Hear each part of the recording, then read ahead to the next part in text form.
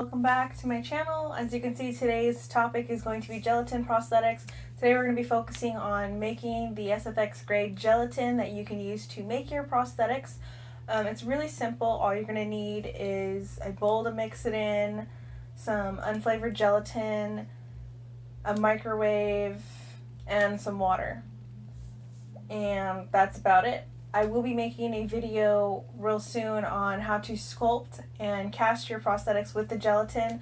The gelatin is a really good alternative to people who have latex allergies. It's really easy, really simple to make, and it's reusable. So we'll go ahead and jump back into this tutorial, and we'll get started. See you in a couple minutes. Okay, so first things first, I'm going to go ahead and write down the ingredients for you guys. You're going to need approximately 1 3/4, 1.5 boxes of gelatin. Now this is probably just going to be about 4 to 6 packets of the gelatin that you can get out of the boxes. You're also going to need 6 to 7 ounces of glycerin. And you can find this in any of the first aid portions of Walmart, Target. Fairly cheap. I believe it's roughly around $5. And you're also going to need 3 ounces of water.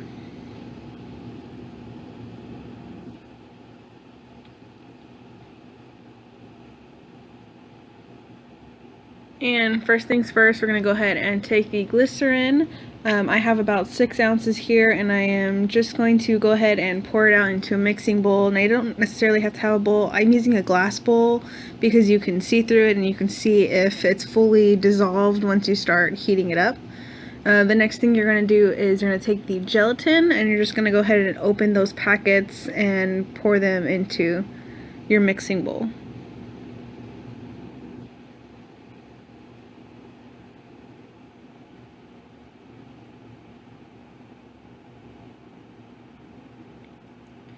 And here I'm just gonna slowly start mixing it together. You don't want to mix it too fast, because if you mix it too fast, you'll get bubbles in the gelatin, and that'll kind of mess up your prosthetics a little bit. It takes a little bit more time to get it portioned right and to get the air bubbles out when you're actually casting it.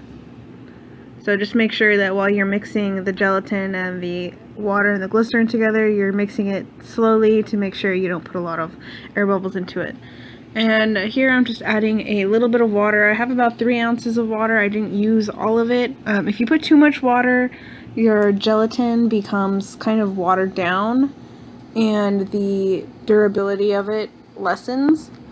So you just kind of want to guess and choose on how much water you want to pour in. I think I probably poured in about 2 ounces out of the 3 I had. Once you got that mixed in together, you're just going to go ahead and pop that into the microwave for about 15-second intervals.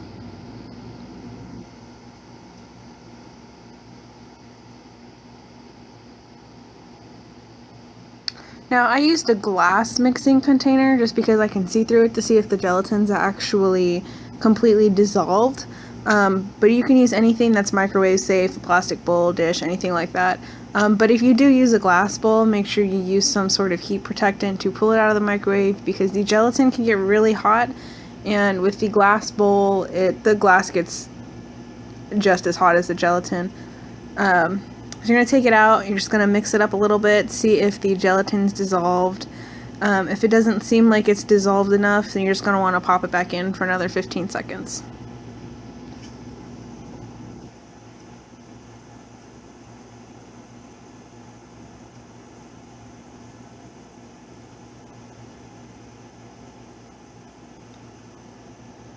When that's done, you just want to take it back out, stir it up a little bit again, double check to make sure that it's completely dissolved. If it looks completely dissolved, then you're good to go. Here I have an ice tray, and I just transferred the gelatin into a glass that's easier to pour, and I poured the gelatin into the ice tray. Then I went ahead and got some sort of setting powder. You can use baby powder or anything like that for this, and just coat the gelatin so that it doesn't stick to itself. Once you got the top part all coated, you can go ahead and start peeling them out and just coating the whole piece with the powder. And then from there, you just want to continue powdering each one and putting them into a container. that you can store them in, and it makes it a little bit easier later on. And having the small cubes works a lot better too, because then you can actually figure out how much you need. Instead of making too much gelatin, you can make as much or as little as you want.